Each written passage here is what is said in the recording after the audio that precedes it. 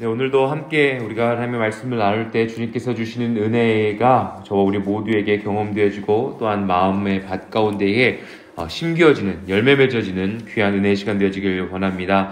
사순절 시간입니다. 우리가 함께 사순절 기간 가운데 예수 그리스도의 십자가의 여정 가운데 함께 동참하고 또 예수님께서 하셨던 사역 가운데에 정말 우리가 예수 그리스도의 제자와 함께 그 예수님의 발자취, 예수님의 사역을 함께 하면서 그 은혜를 동일하게 경험할 수 있는 귀한 은혜의 시간이 되길 원합니다.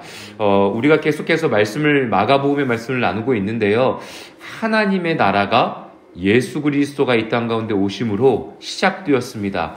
그래서 그 복음이 전파되어지고 있고, 그리고 예수님께서 제자들을 택하여 주셨고, 그리고 예수님께서 복음의 말씀을 전파하실 때 병든 자들이 고침을 받고, 또한 귀신 들린 자들이 치료함을 받고, 또 지난주에는 야이로의 딸이 죽음 가운데에서 살아나는 은혜를 경험하게 되었습니다. 그러니까 예수님께서 이 땅 가운데 오셔서 하나님의 나라의 복음을 전파하셨을 때 일어나는 일들은 병고침, 그리고 또한 어두움에서의 해방, 그리고 죽음 가운데서 살아남, 그리고 제자가 되어지는 일들이 이루어지고 있습니다.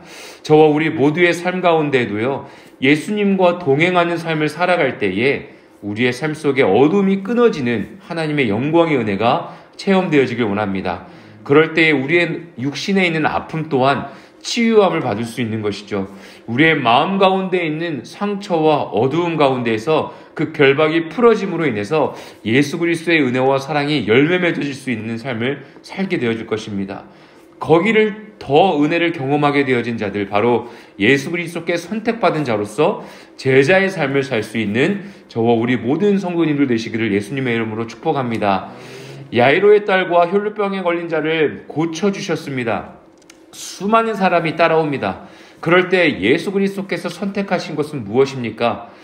매번 지금 6장까지의 말씀 가운데에 계속해서 반복적으로 이루어지는 것은요, 예수님께서는 한 곳에 머물지 않으셨습니다. 수많은 사람들이 따라오고 수많은 사람들이 예수 그리스도의 능력을 막 추앙하고 경배하고 우리들의 왕이 정말 오셨나 보다, 로마로부터 우리를 구원해 주실 수 있는 인간의 우리의 왕이 오셨다라는 어떤 존경의 눈빛과 기대감 속 안에서 예수 그리스도는 자리를 옮기시고 떠나시고 복음에 필요한 하나님의 나라의 메시지가 필요한 곳을 향하여 늘 발걸음을 옮기셨습니다. 6장 1절에 이렇게 기록되어 있습니다. 예수께서 거기를 떠나서 고향으로 가시니 제자들도 따르니라. 예수님께서는요, 한 곳에 머물지 않으셨고 하나님의 나라, 복된 빛 가운데에 메시지가 필요한 곳을 향하여서 늘 자리를 떠나셨습니다. 그리고 따르는 자들이 있었는데 바로 제자들은 예수 그리스도를 늘 따랐습니다. 사랑하는 저와 우리 모든 성도님들의 삶 가운데에 예수 그리스도의 마음을 품고요, 내가 걷는 곳마다, 내가 머무는 곳마다 예수 그리스도의 향기가 흘러가는 삶이 되어지길 원합니다. 더 나아가서 예수 그리스도를 늘 따라다니며 예수님의 발자취를 따라다니며 예수님께서는 어떻게 하셨을까? 나의 가정에서, 일터에서, 교회에서 내가 서 있는 곳 가운데서 예수 그리스도께서 어떻게 말씀하시고 하셨는지에 우리가 집중하며 우리의 일거수일투족을 통하여서 예수 그리스도의 향기가 흘러갈 수 있는 주님의 참된 자녀가 되어지길 원합니다. 예수님께서 떠나셨던 것은요, 하나님께서 이 땅 가운데에 이 세상을 창조하셨을 때 창세기의 말씀에 보면 사람들이 바벨탑을 쌓지 않습니까? 그들이 함께하고자 했습니다. 그들이 더 높아지기를 원했습니다. 그들이 함께 하나님의 나라의 확장을 위하여 살아가는 것이 아니라 그들이 함께 힘을 합쳐서 하나님의 하늘에 닿을 수 있는 건물을 만들고자 했던 것이죠. 인간의 욕망은 그런 것입니다. 안주하는 삶입니다. 평안한 삶입니다. 조금만 더 모아서 내가 노년에 조금 더 편하게 살아야 될지, 이거에 대해서 초점이 맞춰져 있는 인생입니다. 그런데 노년을 준비하는 것이 잘못됐다는 이야기가 절대 아닙니다. 우리가 최선을 다해서 노년에 이르기까지 편안한 삶을 살기 위해 우리가 일하는 건 나쁜 일이 아닙니다. 편안하게 살아야죠. 그런데 제가 이 복음의 말씀을 통하여서 나누고자 하는 것은요, 계속해서 쌓아 올리는 삶이 아니라 하나님의 나라를 향한 삶입니다. 예수 그리스도의 제자들과 예수님께서 늘 그 자리를 떠나시면서 계속해서 복음을 선포하시고 병든 자와 죽은 자를 살리셨던, 귀신 들린 자를 해방시켜 주셨던 이유는 그냥 나의 만족과 평안을 위해 살아가는 삶이 아니라 평안이 필요한 자들을 향하여 복음을 들고 그 발걸음을 옮기셨다는 것입니다. 하나님께서 저와 우리 모두에게 주신 복된 은혜가 있다면 그 복된 은혜를 가지고 생명을 살리는 삶을 사는 저와 우리 모든 성도님들 되시길 예수님의 이름으로 축복합니다. 그런데 오늘 예수님께서 거리를 옮기셔서요, 자리를 옮기셔서 고향으로 가셨습니다. 그런데 고향에 이르렀는데 그곳에 있는 고향 사람들이 아이 목수의 아들 아니야? 야고보와 요셉과 유다와 시몬의 형제가 아니냐? 그 누이들이 우리와 함께 여기 있지 아니하냐? 하고 예수님을 배척합니다. 3절입니다. 이 사람이라고 기록되어 있는 것이죠.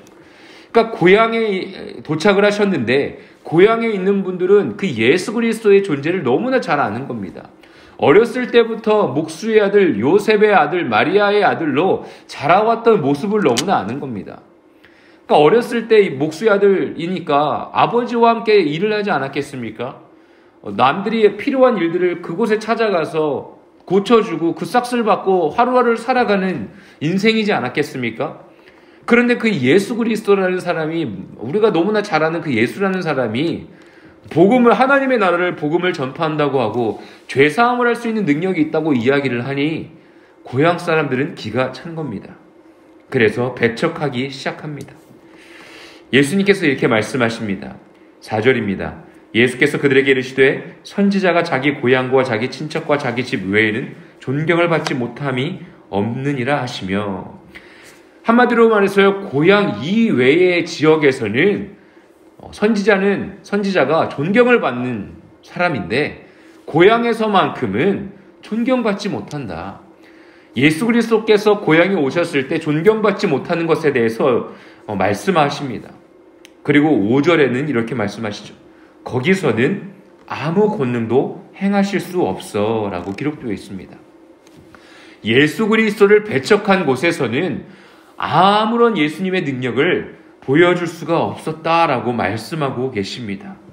사랑하는 저와 우리 모든 성도님들의 삶 속에요, 예수 그리스도를 배척하는 자가 아니라 예수님을 따라다니는 제자의 삶을 살길 간절히 부탁드립니다.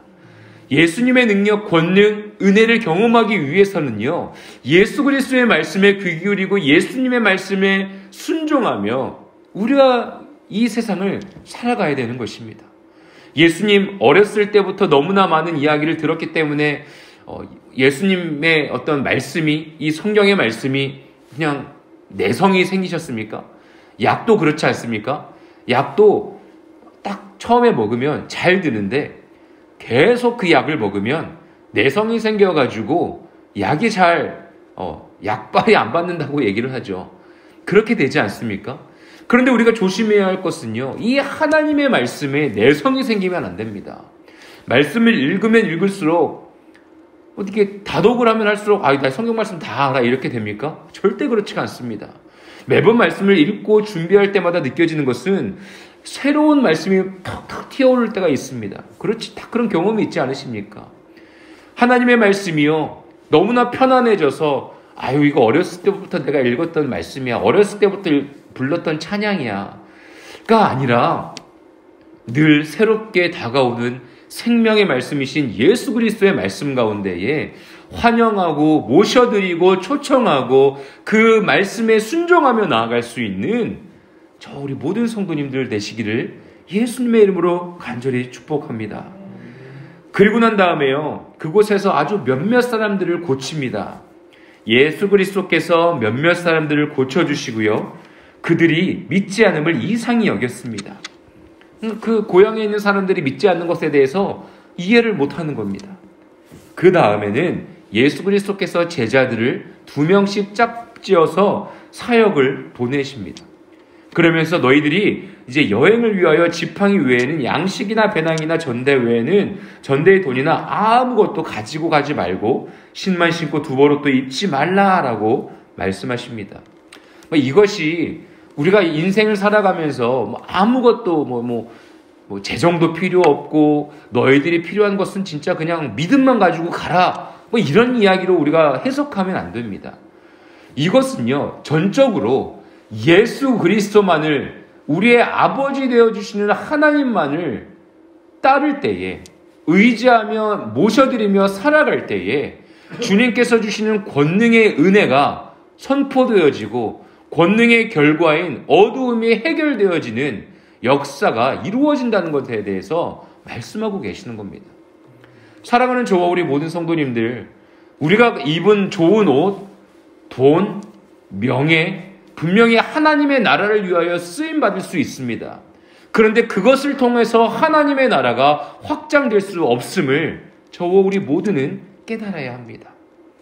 오늘 6장의 말씀에도 초반에 우리가 나눈 것처럼 고향에서 환영받지 못한 예수님, 하지만 그곳 가운데에서도 몇몇의 아픈 자들을 고쳐주셨던 예수님의 권능, 예수님을 따라다녔던 제자들의 삶 가운데에 예수님의 권능이 임하니 그곳에서 병든 자들이 치유함을 받고 귀신들이 쫓김을 받고 하나님의 영광의 은혜가 그 땅 가운데에 임하고 있지 않습니까? 하나님의 나라의 확장은 예수 그리스도를 우리의 구세주로 모셔드리는 삶 가운데에 이루어지는 것입니다. 오늘 하루를 시작하는 저와 우리 모두의 삶 가운데에 예수님을 환영하고 모셔드리고 초청하는 은혜의 시간 되어지길 원합니다. 그럴 때요, 저와 우리 모두의 삶 가운데에 예수 그리스도의 권능이 임하게 되어지고 우리가 예수 그리스도께서 제자들을 파송하신 것처럼 우리의 일터 가운데에서, 가정 가운데에서, 우리의 교회 가운데에서, 내가 서 있는 모든 곳 가운데에서 예수 그리스도의 권능이 경험되어질 줄로 믿습니다. 그러한 은혜를 흘려보내는 오늘 하루 되시기를 예수님의 이름으로 간절히 축복합니다. 아멘.